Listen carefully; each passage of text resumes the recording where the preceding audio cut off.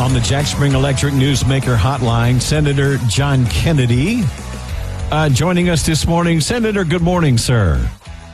Good morning to you both. Thank you for taking time to join us. I told Aaron, I just read a little excerpt from my brand new edition of the 57th edition of the AP Style book that defines gender, a social construct encompassing a person's behaviors, self-identity, and appearance. Gender often corresponds with, but is not synonymous with, sex. A person's sex and gender are usually assigned at birth by parents or attendants. What? And can turn out to be inaccurate. Senator, this is what we're this is what we're up against. Well, look, that sounds absurd because it is. But that's many members of your media today. And my personal belief is I'm pretty libertarian. You know, if you're in America, you're free. If you're an adult and you don't break any laws, you don't hurt anybody, you can do what you want. But that doesn't give you the right to impose those values on other people. You can try to persuade them, I guess, but you can't force them. And if somebody wants to call themselves a giraffe, okay, you know what? More power to you, but don't expect me to buy into your fantasy and then get mad when I say, no, you're not a giraffe. Well, there's a difference, and our Constitution recognizes it, between speech and behavior. Let's talk about the behavior part. We see people violating their rights to free speech with bad behavior on college campuses. We also see it in the effort, in my opinion, to destroy women's sports. It is undeniable that biological males, which the Associated Press and Gannett News says you can't use that term, but I use it anyway. Biological males, starting in the womb, have an advantage over biological females. That's just the way our Creator made us. Gannett said biological male and biological female, those terms are loaded language. Yeah. Gannett originally agreed to publish my op-ed, which I thought was pretty balanced. I did use the term biological male, biological female, which they say is discriminatory. I don't understand why. They published it, and then they quietly pulled down my piece, which said transgender activists are going to destroy women and women's sports. And they didn't tell me. And my communications team found out about it. And then we asked them about it, and they said they didn't tell me the truth. They kept making up excuses, and finally they confessed. And apparently they got their people upstairs at senior level looked at it and said, we don't agree with Kennedy's commission, and so we're going to take it down. Wait, Senator, an op-ed, they're not supposed to agree. That's what an op-ed is about, right? Your opinion. Well, Aaron, you hit the nail on the head. That's why Americans have lost confidence in some members of the media. The purpose of the media is to present two sides and then let readers decide, or as many sides as there are. In this case, about 70% of Americans believe that allowing biological males to play women's sports will destroy the sports, they'll bastardize the sports, they'll skew the results, and they'll hurt women. Now, there are Americans out there who disagree. That's their right. The purpose of a newspaper is to report both sides and then let people decide. Let readers decide. That's not what Gannett did. They censored you. Mm-hmm. Put their thumb on the scale, and they removed the point of view that they disagreed with. Now, you don't go as far to say that, some people believe that they are born into the wrong body. Your op-ed doesn't say that those people are freaks or anything like that, right? You're just talking about women's sports.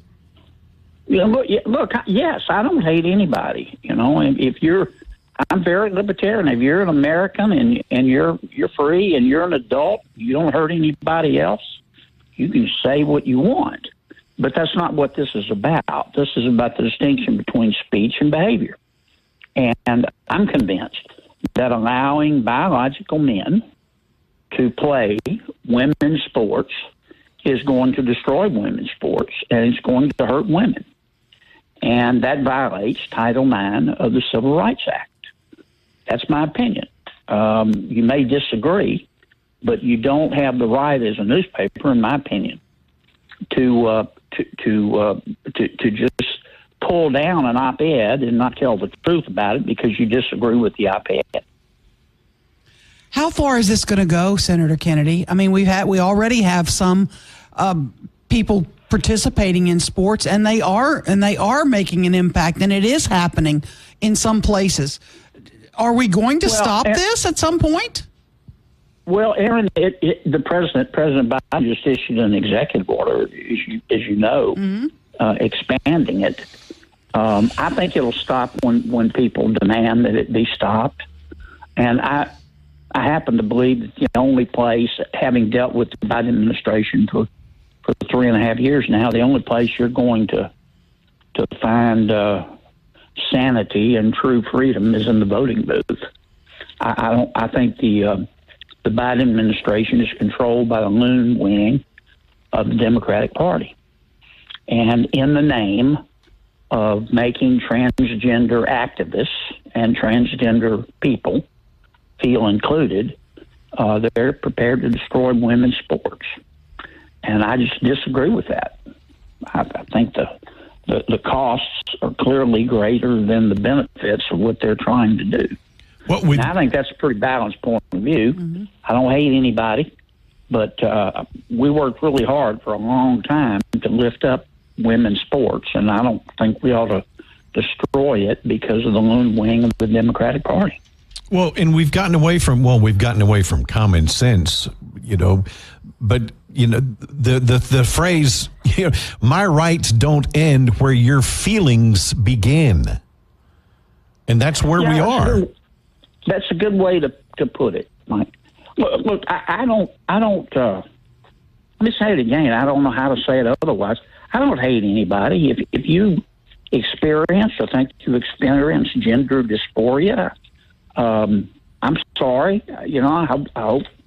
I hope you find some peace. You're free if you're an adult to talk about it, say it, declare it, whatever you want to do. Dress like you want to dress. But that's not what we're talking about here. We're talking about taking women's sports, which are protected by the Civil Rights Act, and destroying women's sports, in my opinion. Now your op-ed is now available in the National Review. They have published it, correct? They did, yeah. I was surprised. I got a text message last night from my comms team saying the National Review has picked it up, which I appreciate it. And read it. If you disagree with it, fine. That's your right as an American. Louisiana, one of several states that has filed suit over this Title IX order by the president. They have a winning case? You anticipate that they're going to be ultimately the winner here? I do. Because, again, the First Amendment draws a distinction between, sorry to sound so metaphysical here, but it's common law 101. There's a difference between speech and behavior. The most vivid example we're seeing on college campuses. You have the right on a college campus, for the most part, to say I hate Israel. I disagree with Israel. You don't have the right to behave in a way that hurts Jews. And the same principle applies to your point of view about women's sports. I think letting biological males play women's sports is going to destroy sports and hurt women. If you disagree, fine. You're entitled to have that point of view. But you're not entitled to burn my house down, for example, because you disagree with me. Senator Kennedy, look, thank you. We'll stay on top of this and see how far it goes. Thank you both very much. You bet. Thank you, Senator. Keep the good fight. 101.7 FM.